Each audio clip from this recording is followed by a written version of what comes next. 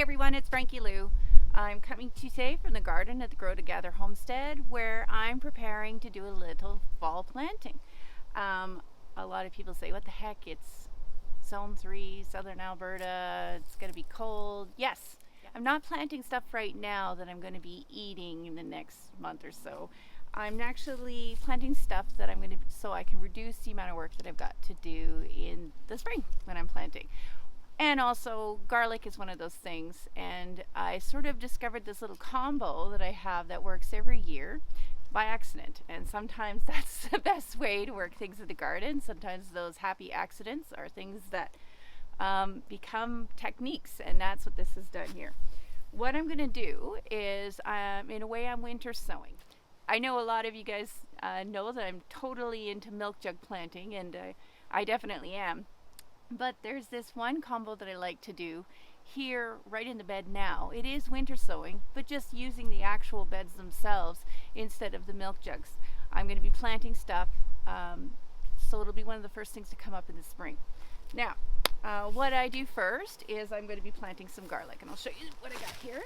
So I've got some really nice garlic bulbs. The fatter the garlic clove you use, it's more likely that you're going to have a nice clove forming as well. Although I will admit I even plant the little guys because I often like to just harvest the greens as well.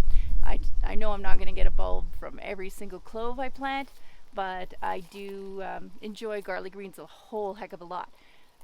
It's a bit late in the season here in southern Alberta. Normally I would have done this a couple weeks ago, but because we've had such a great fall, I'm getting away with doing it now, so it's going to be fine. My bees are still flying, so as long as my bees are still flying, I find I can still get some garlic in the ground.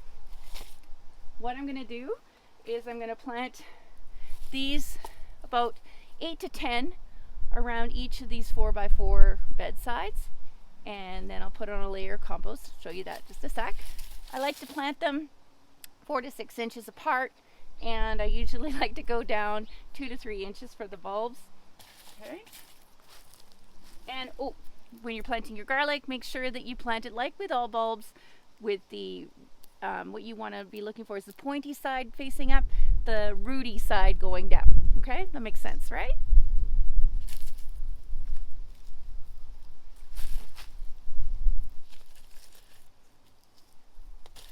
As you can see, I'm not treating it like it's rocket science. I'm pretty rough and ready with this, but it always works for me, so that's what I'm doing.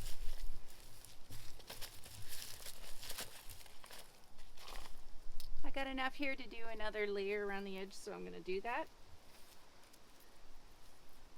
No such thing as too much garlic. So now, those of you who've watched my fall bed prep video know that I'm a huge fan of the no-till method. I have just pulled out the plants that were in here before. I haven't done any tilling. Okay, what I'm going to do now is I'm going to put down a nice amendment of marvelous compost.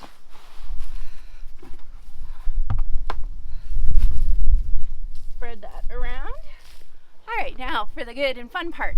That didn't take long though, did it? Now, those of you who've watched the fall bed prep video know that I like to put dead plant matter on top of this to allow the nourishment to go through. And that's how I discovered this particular planting combo, because what I'm going to put on this here are some orache seed heads. The orache is a really prolific green. It doesn't mind frost and it doesn't mind heat, so it's awesome here for this southern Alberta region. And it'll be one of the first things that'll come up. I had some what I thought were spent orache seed heads to throw down on a bed several years ago, and they weren't spent. Instead, I had a beautiful bed of orache coming up first thing in the spring. So here we go.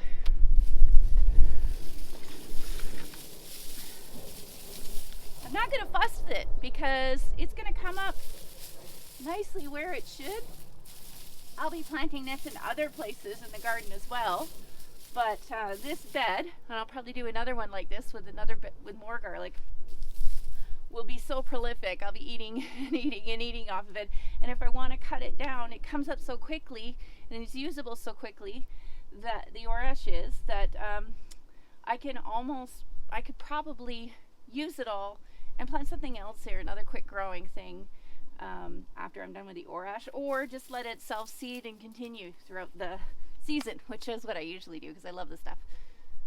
So yeah, that's it. I will probably throw a few rhubarb leaves and some more of the, as I do more of my bed prep and have more matter, I'll put it on top of here. This is all I'm doing. I'm not digging it in, I'm leaving it, and it'll grow. Okay, so that and when it comes to Zone 3 Southern Alberta, anything that will grow without a lot of work, it's pretty a-okay in my books. So there you go. Hope that's helpful. Hope you'll give it a try. If you have some orache around that you're wondering what to do with those wonderful seed heads, you can actually start your window sowing now with it. Okay? Well, as always, if you have any questions, feel free to put them in the comments. And also, as always, I hope you take this chance to grow together today. Have a good one.